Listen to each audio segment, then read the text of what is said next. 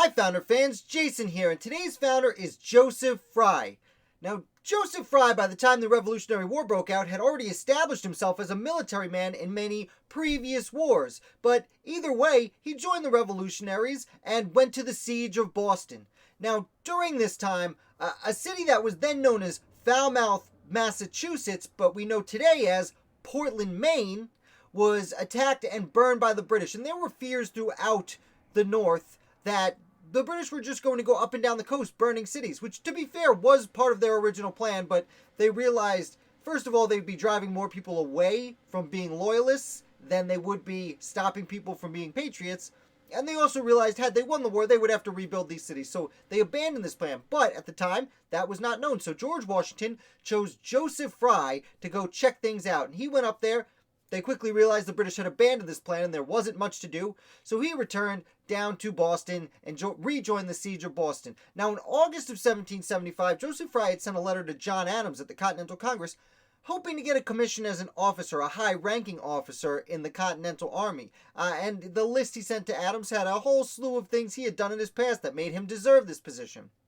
Now, it was a close race between him and John Armstrong Sr., but eventually Joseph Frye wins out and is appointed a Brigadier General from the state of Massachusetts. Now, this is in January in 1776.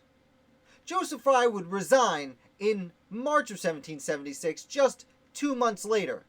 Now, this is very interesting because it happens to be the day after the British evacuated Boston, and to many, it looked like Joseph Frye had joined the Continental Army.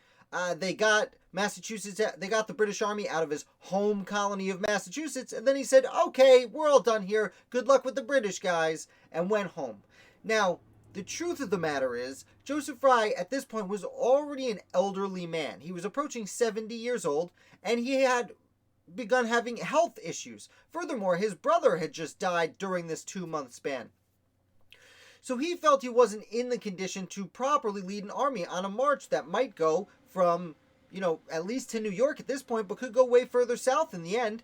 So I have a quote here I'd like to read from Joseph Frye's resignation, and it is, quote, "I find myself in such an infirm state of health as renders me unable to bear the fatigue of such a march as that maneuver will require.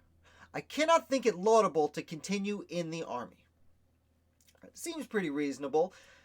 George Washington didn't see it that way. As I said, many people did. And I have another quote here from George Washington talking about Frye, and he says that Frye, quote, "had never done one tour of duty, or, I believe, had ever been out of his house."